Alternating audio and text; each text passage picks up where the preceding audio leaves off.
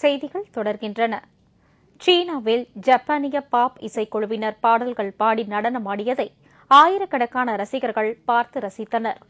ஐரோப்பிய நாடுகளில் மட்டுமின்றி தென்கிழக்கு ஆசிய நாடுகளிலும் பாப் இசை மற்றும் பாப் நடனம் பிரபலமாகி வருகிறது. பாப் நடனமாடும் ஜப்பானிய கலைக்குழுவினர் முதலாக சீனாவில் சுற்றுப்பயணம் செய்து பாப் இசைக்கு தக்கவாறு நடனமாடி ரசிகர்களை மகிழ்வித்தனர். சீன பாடல்களையும் அவர்கள் பாடினர். சீனாவின் தலைநகர் பெய்ஜிங்கில் நடைபெற்ற இந்த பாப் நடன நிகழ்ச்சியில் 5 இளைஞர்கள் மேடையில் தோன்றி பாப் பாடல்களை பாடினார்கள். அந்த பாடல்களுக்கு ஏற்ப இளம் அழகிகள் கவர்ச்சிகரமான ஆடை அணிந்து நடனமாடினார்கள். ஜப்பானில் கடந்த மார்ச் மாதம் ஏற்பட்ட சுனாமி மற்றும் நிலநடுக்கம் காரணமாக ஏற்பட்ட பாதிப்பிற்காக நிதி உதவி வழங்குவதற்காக சீனா இந்த கலை நிகழ்ச்சியை ஏற்பாடு செய்திருந்தது.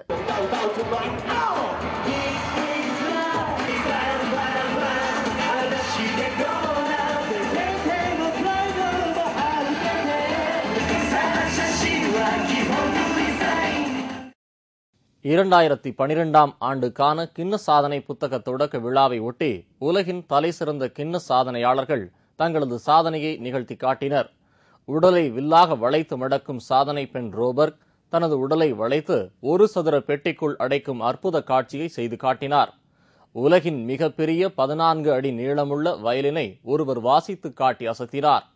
ஜெர்மனியில் தயாரிக்கப்பட்ட இந்த பிரம்மாண்டமான வயலின் 4.5 அடி அகலம் உடையதாகும்.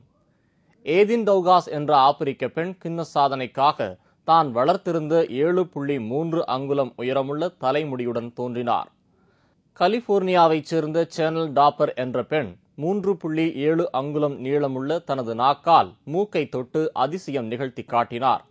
ஜப்பானின் சர்க்கஸ் நாய்கள் தாவி குதித்து கயிற்றில் ஸ்கிப்பிங் செய்யும் காட்சி அனைவரையும் பிரமிக்க வைத்தது.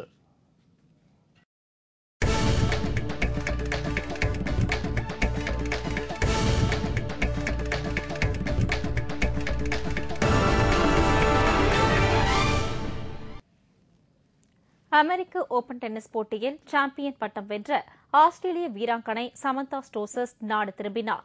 அவரை ரசிகர்கள் உற்சாகமாக வரவேற்றனர்.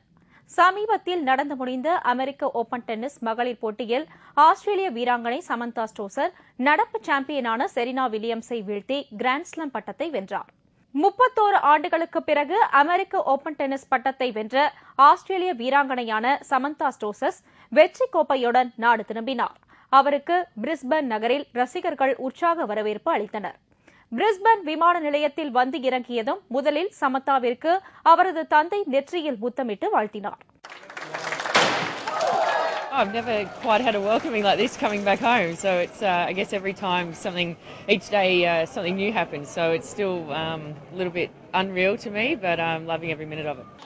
ரசிகர்கள் மத்தியில் சமந்தா தனது சாம்பியன்ஷிப் கோப்பையை உயர்த்தி காண்பித்தார்.